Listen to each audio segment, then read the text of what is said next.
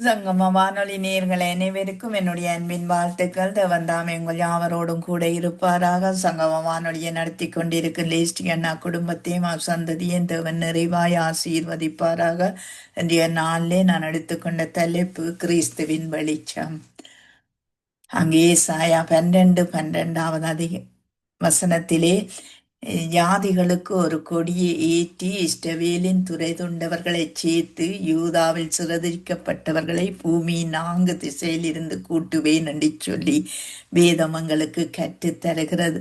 ஏனென்றால் மெய்யாகவே உங்களுக்கும் எனக்கும் யாவருக்கும் அங்கு உங்களுடைய வெளிச்சம் தேசங்களுக்கு ஒரு அடையாளமாய் இருக்கும்படியாக எழும்பி பிரகாசியுங்கள் என்று சொல்லப்படுகிறதை நாங்கள் காணக்கூடியதா இருக்கிறது. பாருங்கள், முதலாவது தேவனுடைய வெளிச்சம் தேவனுடைய பிள்ளைகளுக்கு வர வேண்டுமானால் தேவனுடைய கிருபை எங்களுக்கு முக்கியமாய் இருக்கிறது. அந்த கிருபையினால் எங்களுக்கு தயவு உண்டாகும். அடுத்தது சத்தியத்தை நாங்கள் கடைப்பிடிக்கும் போது அங்கு எங்களுக்கு கிருபை உண்டாகும் என்று சொல்லி நாங்கள் பார்க்கிறோம். கிருபை தேவனுடைய இரக்கத்தையும் தயவையும் அங்கு காண்பிக்கிறது என்று சொல்லி வேதம் சொல்லுகிறது. சத்தியம் எங்களை அங்கு வழிநடத்தி கொண்டிருக்கிறது என்று சொல்லி நாங்கள் பார்க்கிறோம். அங்கு கிருபை இல்லாமல் சத்தியம் இல்லை, சத்தியம் இல்லாமல் கிருபை இல்லை என்பதை நாங்கள் காணக்கூடியதாக இருக்கிறது. கிருபையும் சத்தியமும் ஒன்று அங்கு முத்தம் செய்யும் என்று சொல்லி நாங்கள் பார்க்கிறோம். சத்தியம் பூமியிலிருந்து முளைக்க அங்கு வானத்திலிருந்து தேவன் கண்ணோக்குவார் என்று சொல்லி நாங்கள் வேதத்திலே காணக்கூடியதாக இருக்கிறது. கிறிஸ்துவின் வெளிச்சம்தான் தேவ கிருபையின் அடையாளமாய் இருக்கிறது. அவருடைய அன்பு தயவு அங்கு வெளிப்படுகிறது என்று சொல்லி நாங்கள் பார்க்கிறோம்.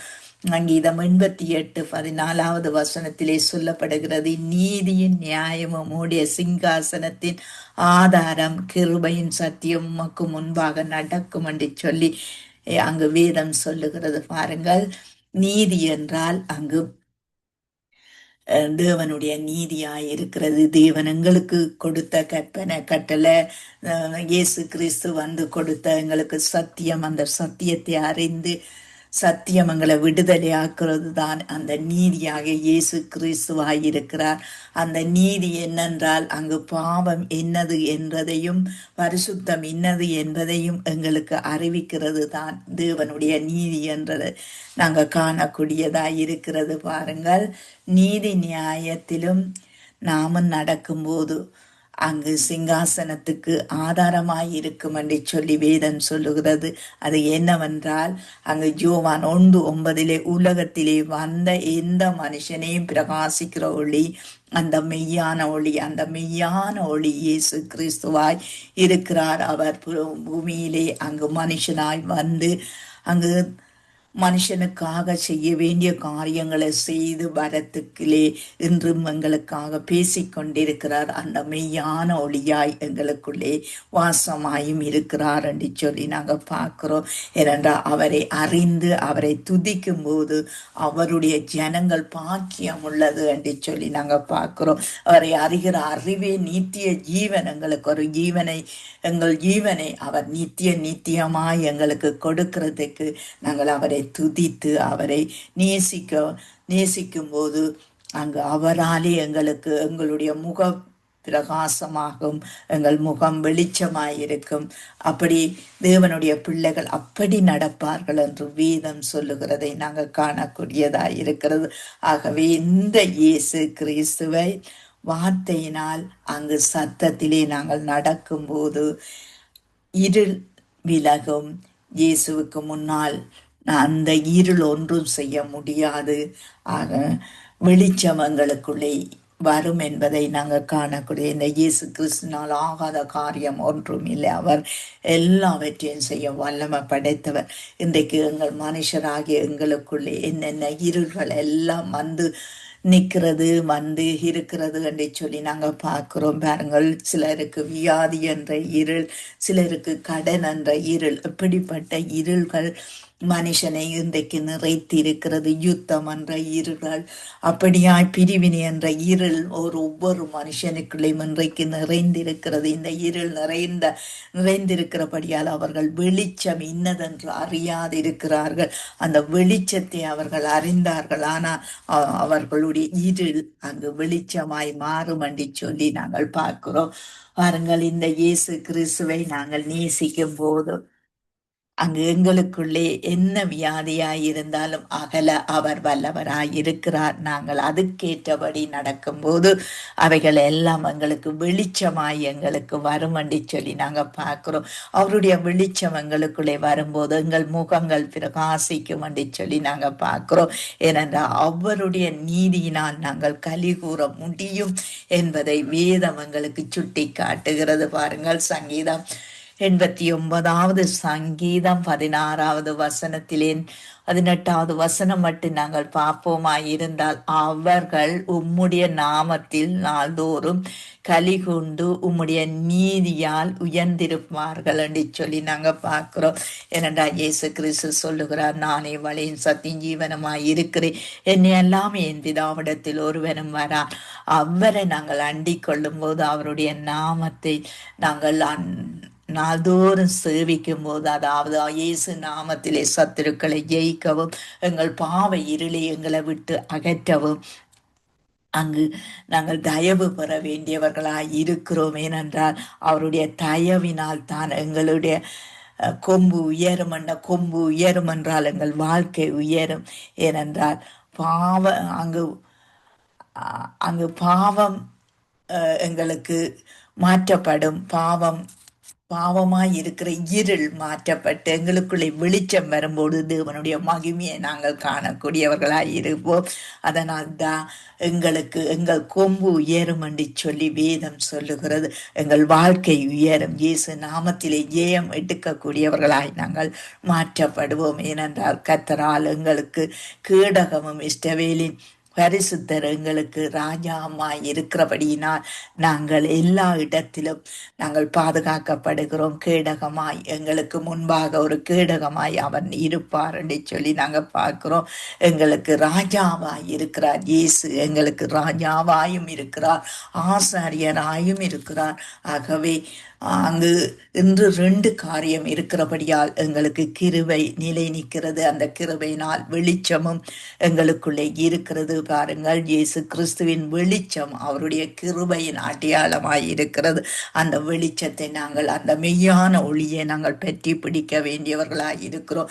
அந்த மெய்யான ஒளிக்குள்ளே தான் உண்மையும் கிருபையும் அங்கு இருக்கிறது என்பதை நாங்கள் காணக்கூடியதாய் இருக்கிறது. பாருங்கள், இந்த இயேசு கிறிஸ்து என்ற வெளிச்சம் அங்கு கிருபையை உங்களுக்குள்ளே இருக்குமானால் அங்கு அவரது அன்பு, அவரோட அருள், அவரோட இரக்கம் எங்களுக்குள்ளே நம்முடைய வாழ்விலே அது வெளிப்பாடாய் இருக்கும். அதனால் கிறிஸ்துவின் வெளிச்சம் எங்களுக்குள்ளே ஒரு முகப்பிரகாசமாய் வெளிப்படும் என்று சொல்லி நாங்கள் பார்க்கிறோம்.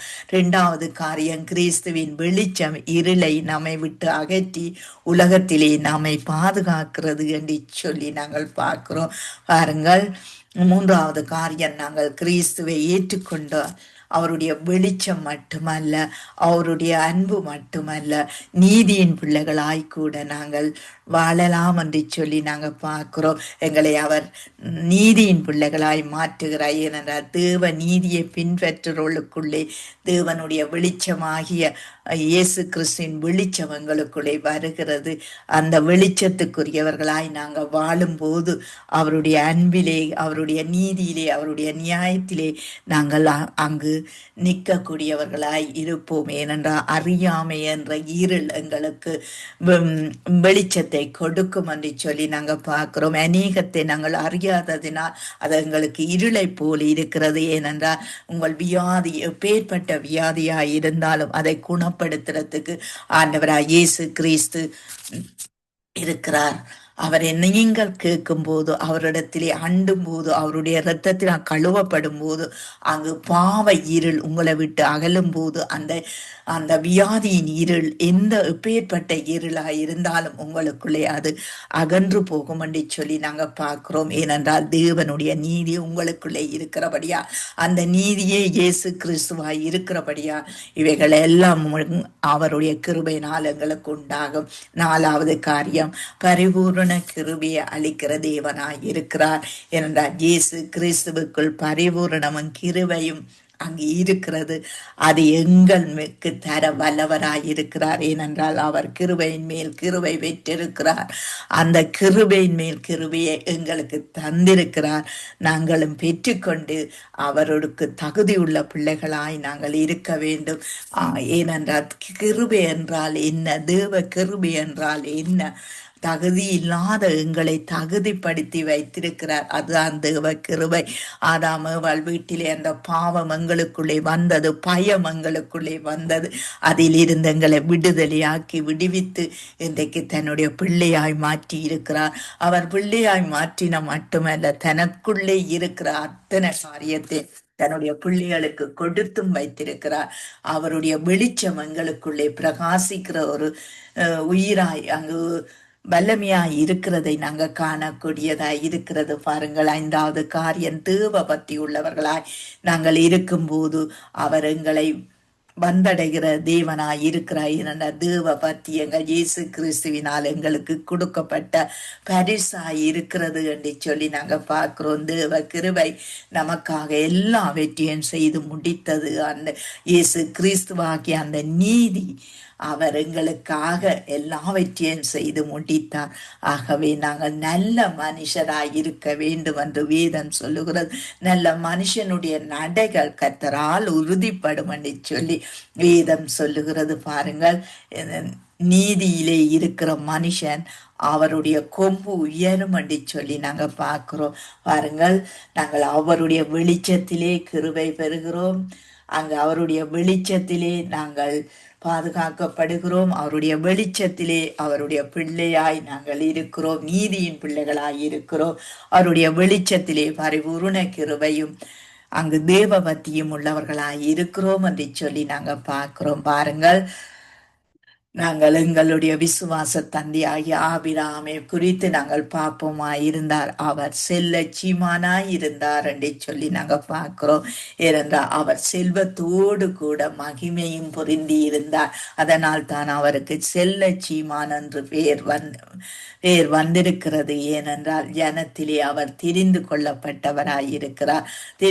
அங்கு தெரிந்து கொள்ளப்பட்டவர்கள் பாக்கியவான்கள் என்று வேதம் சொல்லுகிறபடி எங்கள் தந்தையாகிய ஆபிரகாம் அவர் எங்களுக்கு அங்கு தகப்பனாயிருந்து எங்களை வழிநகாட்டியாய் அங்கு விசுவாசத்திலே அவர் கட்டப்பட்டது போல எங்களையும் அங்கு கட்டுவதற்கு அவர் கிருபையும் அவருடைய சரித்திரமங்களை ஆசீர்வதிக்கிறது என்று சொல்லி நாங்க பார்க்கிறோம். அவர்களை நாங்கள்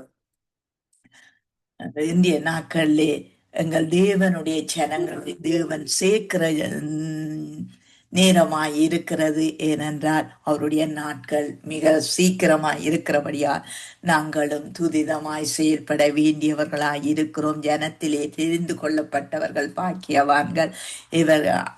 அவர்கள் சேர்த்து கொள்ளுகிற நாட்கள் மிக சீக்கிரமாய் வந்துவிட்டது என்று சொல்லி நாங்கள் வேதத்திலே அறிகிறோம். ஆகவே சீக்கிரமாய் நாங்களும் மனம் திரும்ப வேண்டும். நாங்களும் உண்மையாய் தேவ பக்தி உள்ளவர்களாய் இருளை அகற்றி வெளிச்சத்துக்குள்ளே வருகிறவர்களாய் தேவனுடைய கிருபையை நாங்கள் வீணிலே செயல்படாதபடி கர்த்தருடைய மகிமைக்காக நாங்கள் செயல்பட பிள்ளைகளாய் இருக்க வேண்டும் என்று சொல்லி வேதம் சொல்லுகிறது.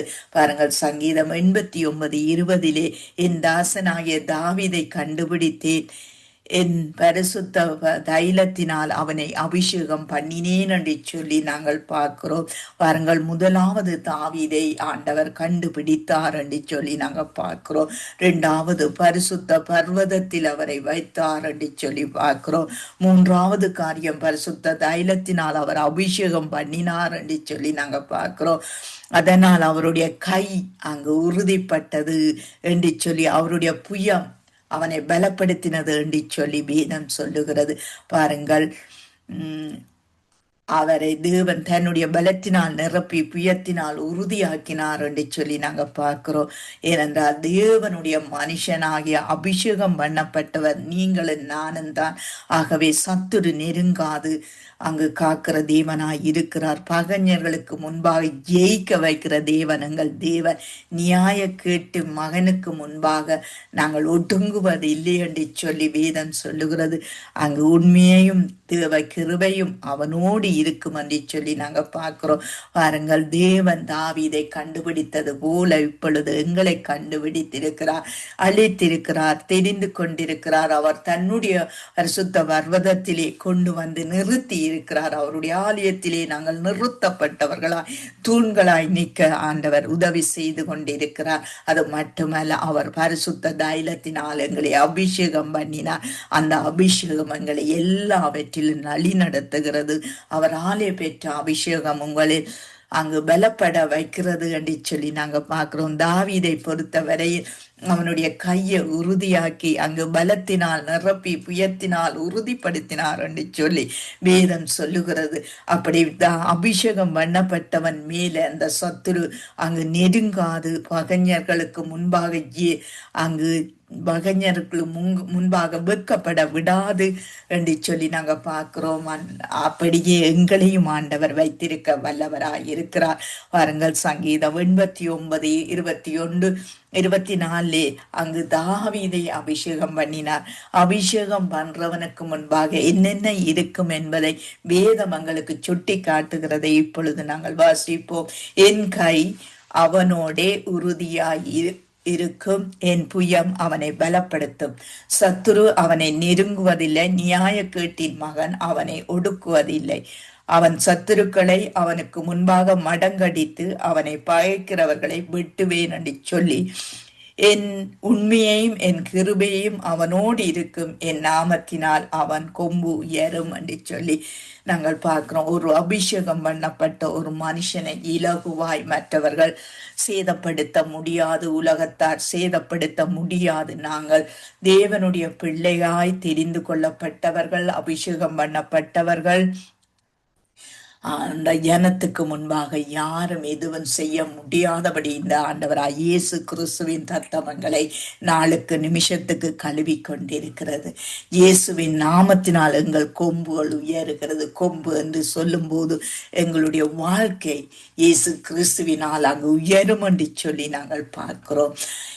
ஆகவே தேவனுடைய வெளிச்சம், எங்கள் இயேசு கிறிஸ்துவின் வெளிச்சம், சத்தியத்தின் வெளிச்சம் எங்களுக்குள்ளே வர வேண்டும். இந்த சத்தியத்தின் வெளிச்சம் தேவனுடைய கிருபையினால் தான் எங்களுக்குள்ளே அங்கு வந்திருக்கிறது என்பதை நாங்கள் காணக்கூடியதாய் இருக்கிறது. அது மட்டுமல்ல, பாருங்கள், சங்கீதம் 89:17 சொல்லப்படுகிறது, தேவ தயவினால் அவன் கொம்பு உயரும் என்று சொல்லி எழுதியிருக்கிறதை நாங்கள் காணக்கூடியதாய் இருக்கிறது. பாருங்கள், சங்கீதம் 89:21 தேவனுடைய நாமத்தினால் அவனுடைய கொம்பு உயரும் என்று சொல்லி நாங்கள் பார்க்கிறோம். இந்த ரெண்டு காரியத்தை நாங்கள் பார்ப்போமா இருந்தால் அங்கு தேவ தயவினால் ஒரு அபிஷேகம் பண்ணப்பட்டவன் உயர்த்தப்படுவான் என்று சொல்லி நாங்கள் பார்க்கிறோம். அங்கு தேவனால் அபிஷேகம் பண்ணப்பட்டவன் அவருடைய நாமத்தினால் அவனுடைய கொம்பு உயரும் என்று வேதம் சொல்லுகிறது. அங்கு வாழ்க்கை உயரும் என்று சொல்லி நாங்கள் பார்க்கிறோம். ஏனென்றால் கிறிஸ்துவின் வார்த்தையில் உள்ள அந்த வெளிச்சம் அவனுக்குள்ளே முகப்பிரகாசமாய் இருக்கிறபடியால் அங்கு அவனுடைய கொம்பு அவனுடைய வாழ்க்கை உயரும் என்று சொல்லி நாங்கள் பார்க்கிறோம். பாருங்கள், அங்கு உண்மை இருக்க வேண்டும். ஒரு தேவ பிள்ளைக்குள்ளே கிருபை இருக்க வேண்டுமே என்று சொல்லி நாங்கள் பார்க்கிறோம். ஏனென்றால் தயவு தேவனிடத்திலே இருந்து வருகிறது, கிருபை தேவனிடத்திலே இருந்து வருகிறது. அவருடைய நாமத்தை துதிக்கும் உதடுகள் எங்களிடத்திலே இருந்து அவருக்கு கடந்து செல்ல வேண்டும். ஏனென்றால் உதட்டின் கனியாகிய ஸ்தோத்திர பலிகளை அவருக்கு நாங்கள் செலுத்த வேண்டும். ஏனென்றால் எனக்கென்று ஒரு ஜனத்தை ஏற்படுத்தினேன், அவர்கள் என் துதியை சொல்லி வருவார்கள் என்று சொல்லி வேதம் சொல்லுகிறது. ஆகவே இந்திய நாட்களில் இந்த சத்தியத்தை நீங்கள் அறிந்து கொண்ட நீங்கள் உங்களுக்குள்ளே என்ன பிரச்சனைகள் உண்டோ, என்ன கடன் பிரச்சனை உண்டோ, அல்லது வியாதி பிரச்சனைகள் உண்டோ, அங்கு வியாதி என்றால் நோய் உங்களை வாட்டுகிறதோ, எப்பேற்பட்ட காரியமாய் இருந்தாலும் இந்த ஆண்டவராய் இயேசு கிறிஸ்து உங்களை சுகமாக்க வல்லவராய் இருக்கிறார், குணமாக்க வல்லவராய் இருக்கிறார். அந்த மெய்யான ஒளியை நீங்கள் காணும்போது, நீங்கள் பார்க்கும்போது அங்கு அவர் உங்களுக்கு முகப்பிரகாசத்தை உங்களுக்கு தந்து நடத்துவார் என்று சொல்லி நாங்கள் பார்க்கிறோம். ஏனென்றால் தாவீதை கண்டுபிடித்து அவனை அபிஷேகம் பண்ணி அங்கு அவனை மற்றவர்கள் எந்த பகைஞரும் எந்த சத்துருவும் அவனை மேற்கொள்ள முடியாதபடி அந்த அபிஷேக வல்லமை அவனுக்குள்ளே வைத்த தேவன் இன்றைக்கும் உங்களுக்கு என்ன பிரச்சனையாய் இருந்தாலும் அவருடைய அபிஷேகம் உங்கள் மேல வருமானால் அது சத்துருவின் திட்டங்களாய் இருக்கலாம் அல்லது பாவ இருளாய் இருக்கலாம், எல்லாம் அகன்று போகும் என்று சொல்லி நாங்க பார்க்கிறோம். எங்கள் தேவனால் கூடாத காரியம் ஒன்றுமில்லை. இந்த தேவனை நீங்கள் அறியாவிட்டால் இன்னும் அறிந்து கொள்ளுங்க. அவர் உங்களுக்காக இந்த உலகத்துக்கு வந்து அங்கு நன்மை செய்கிறவராய் சுற்றி திரிந்து அங்கு சிலுவையிலே உங்களுக்காகவும் எனக்காகவும் மரித்தார் என்று சொல்லி நாங்கள் பார்க்கிறோம். ஏனென்றால் ரத்தம் அங்கு எங்களை கழுவி கொண்டிருக்கிறது.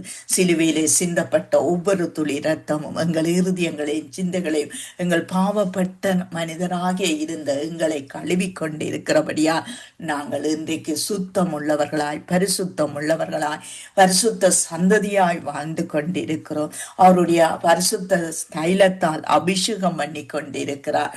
ஏனென்றால் ஒவ்வொரு வார்த்தையிலும் அவருடைய அபிஷேகம் எங்களுக்குள்ளே வருகிறது.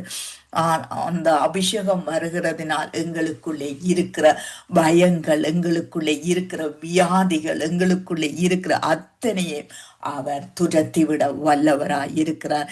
இவரை நீங்கள் நேசித்து பாருங்க, இவரை நீங்க கூப்பிட்டு பாருங்க.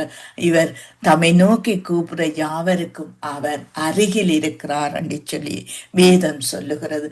அவர் உங்களுக்கு அருகில் வந்து உங்கள் சுகத்தை தந்து உங்களுக்கு என்ன பிரச்சனையோ அதை அவர் தந்து உங்கள் வாழ்க்கையை உயர்த்த இவர் போதுமானவராய் இருக்கிறார் என்று சொல்லி நாங்கள் பார்க்கிறோம். இவரை நீங்கள் நேசியுங்கள்.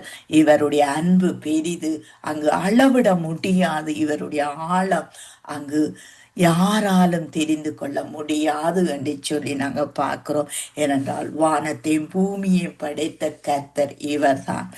இந்த தேவன் அங்கு படைத்து மனுஷனையும் படைத்தார்.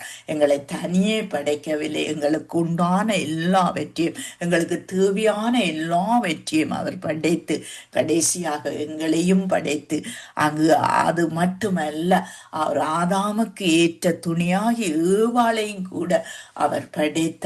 அவர் நல்ல ஒரு தோட்டத்தை எங்களுக்கு கொடுத்தார், நல்ல ஒரு வீட்டை கொடுத்தார். நாங்கள் அப்படிப்பட்ட தேவனை இன்றைக்கு நாங்கள் என்ன செய்கிறோம்? நாங்கள் தேசங்களிலே அங்கு அவருடைய நன்மை வரும்படி நாங்கள் செயல்பட வேண்டியவர்களாய் இருக்கிறோம். ஏனென்றால் மெய்யாகவே உங்கள் யாவருக்கு நான் சொல்லுகிறேன் என்று சொல்லி தேவன் சொல்லுகிறதை பாருங்கள். உங்களுடைய வெளிச்சம் தேசங்களுக்கு ஒரு அடையாளமாய் இருக்கும்படி எழும்பி பிரகாசியுங்கள் என்று சொல்லி தேவன் உங்களுக்கு திருவிழம் பற்றுகிறதை நாங்கள் காணக்கூடியதாய் இருக்கிறது. மெய்யாகவே உங்கள் யாவருக்கு நான் சொல்லுகிறேன் என்று சொல்லுகிறார். ஏனென்றால் அவருடைய வெளிச்சம் தேசங்களுக்கு ஒரு அடையாளமாய் இருக்கும். மனுஷருக்குள்ளே அவருடைய வெளிச்சம் வரும்போது அங்கு தேசங்களும் வெளிச்சத்தை காணும் என்று சொல்லி நாங்க பார்க்கிறோம். அதனால் நீங்கள் எழும்பி பிரகாசிக்க முடியும். உங்கள் வாழ்க்கை எழும்ப முடியும். வாழ்க்கையில இருந்து எழும்பி அங்கு நீங்கள் எல்லாவற்றையும் மேற்கொண்டு வாழ இந்த வாழ்க்கையில இருக்கிற போராட்டங்கள், உலகத்தில் இருக்கிற போராட்டங்கள், இந்த பாருங்கள் இப்பொழுது யுத்தங்களின் செய்திகள், இப்படி இயற்கை அழிவுகள், இவைகள் எல்லாவற்றில் இருந்தும் பாதுகாக்கக்கூடிய ஒரே ஒரு தேவன் ஆண்டவராகிய இயேசு கிறிஸ்து. அவரை நீங்கள் அண்டிக் கொள்ளும் போது உங்களுக்குள்ளே அவர் அடையாளமாய் இருப்பார். அது மட்டுமல்ல, நீங்க வாழுகிற குடும்பத்திலே ஒரு அடையாளமாய் இருப்பார். அது மட்டுமல்ல, உங்களுடைய கிராமத்திலே அவர் ஒரு அடையாளமாய் இருப்பார். அங்கு அங்கு உலக தேசத்திலே நீங்களும் நானும் அடையாளங்களாய் இருக்க வேண்டும். ஏனென்றால் தேவனுடைய பிள்ளைகள், தேவனுடைய புத்திரர்கள், அவருக்கு முன்பாக நாங்கள் பிரகாசமுள்ள மனக்கண்களை எங்களுக்கு தந்திருக்கிறார். அந்த மனக்கண்களினால் நாங்கள் பார்க்கிறோம். எங்கள் பார்வைகள் எல்லாம் வெளிச்சத்துக்குரியதாய் இருக்கிறதை நாங்கள் கண்டுகொள்ளுகிறோம். நீங்களும் அப்படியாய் கண்டுகொள்ள கர்த்தர் உங்களை அழைக்கிறார். இன்றைக்கே அழைக்கிறார். உங்களுடைய பிரச்சனை எதுவாய் இருந்தாலும் உங்களை மாற்றி அமைக்க அவர் வல்லவராயிருக்கிறார். இன்றைய நாளிலும் இந்த வார்த்தையை கேட்ட ஒவ்வொருதன் மேலும் கர்த்தருடைய அனுக்கிரகம் வர வேணும் என்று சொல்லி, அனுகூலமான கதவுகள் திறக்கப்பட வேணும் என்று சொல்லி ஜெபத்தோடு கூட முடித்துக் கொள்ளுக. அன்பான பிதாவே, இயேசு கிறிஸ்துவின் நாமத்தில் நம்முடைய சமூகத்திலே வருகிறோம். இதை கேட்ட ஒவ்வொரு பிள்ளைகளும் கர்த்தாவே, என்னென்ன பிரச்சனையிலே ஆண்டவரே, கடன் பிரச்சனையோ, பாவ பிரச்சனையோ கர்த்தாவே, ஆண்டவரே அப்பா, வியாதியின் இருளில் இருக்கிறார்களோ கர்த்தாவே, சத்துருவின் பிடியில இருக்கிறார்களோ கர்த்தாவே, அவைகள் எல்லாவற்றுக்கும் ஒரு விடுதலை கொடுக்க வல்லவரையா. உம்முடைய சத்தியத்தை பிள்ளைகள் அறிய சத்தியம் விடுதலையாக்க கர்த்தாவே, ஒவ்வொரு இல்லங்களிலும் உள்ளங்களிலும் கர்த்தாவே, நீர் உம்முடைய கிருபையை அனுப்பி ஆண்டவரே, என் தேவனே உம்முடைய தயவை அனுப்பி ஆண்டவரே, அவர்களை குணமாக்கி ஆண்டவரே, அவர்களை பரிசுத்த பிள்ளையாய் உம்முடைய ஆலயத்திலே பரிசுத்த பர்வதங்களாய் ஆண்டவரே, பரிசுத்த இரத்தத்தின் அபிஷேகம் பண்ணப்பட்டவர்களாய் நீர் எல்லாரையும் கண்டுகொள்ள வேணுமாய் நாங்கள் செபிக்கிறோம். யார் யாரெல்லாம் இந்த கடைசி நாட்களில் உம்மாலே தெரிந்து கொள்ளப்பட வேணுமோ அல்லது பின்மாற்றமாய் இருக்கிறாளோ அவரெல்லாம் உடைய ஆலயத்திலே வந்து கர்த்தாவே ஆண்டவரே உம்மாலே சேர்க்கப்படும் என்று சொல்லப்பட்ட அந்த வார்த்தையின் படி ஆண்டவரே அப்பா, தெரிந்து கொள்ளப்பட்டவர்கள் பாக்கியவான்கள், அவர்கள் சேர்த்து கொள்ளுகிற நாட்கள் என்று நீங்களே கர்த்தாவே, அந்த நாட்களை ஆண்டவரே பிள்ளைகள் தள்ளி விடாதபடி ஆண்டவரே, சேதப்படுத்தாதபடி பரிசுத்தமாய் ஏற்றுக்கொண்டு வாழ நீர் உதவி செய்யும்படிக்கு நாங்கள் செபிக்கிறோம். ஒவ்வொருவரையும் பேர் வேறாய், குடும்பமாய், சந்ததி சந்ததியாய் நாங்கள் ஆசீர்வதிக்கிறோம் ஐயா. அவர்களை பொறுப்பேறும் கர்த்தாவே, எந்த வியாதியிலே வாடினாலும் வேதனையிலே கிடந்தாலும் அவர்களை குணமாக்க ஆண்டவரே நீர் போதுமான தெய்வமாய் இருக்கிறீர் அப்பா. சங்கம வானொலிக்காய் ஸ்தோத்திரம் ஆண்டவரே. லேசியானா மனைவி பிள்ளைகள் சந்ததி ஆண்டவரே, குடும்பம் சந்ததிக்காய் ஸ்தோத்திரம். அவர்களை எல்லைகளை பெரிதாக்கி அவர்களுடைய தேவைகள் வாஞ்சைகளை சந்தித்து கர்த்தாவே அவர்களை உயர்த்தும்படிக்கு நாங்கள் செபிக்கிறோம் ஐயா. அங்கு ஊழியம் செய்கிற ஒவ்வொரு பிள்ளைகளையும், குடும்பங்களையும், வீடுகளையும் ஆசீர்வதியும். சகலதையும் சகல துதிகன மகிமை மூக்குரியதப்பா. நாங்கள் உமக்கே செலுத்தி நிற்கிறோம். இயேசுவின் நாமத்தை செபிக்கிறோம் பிதாவே. ஆமீன், ஆமீன்.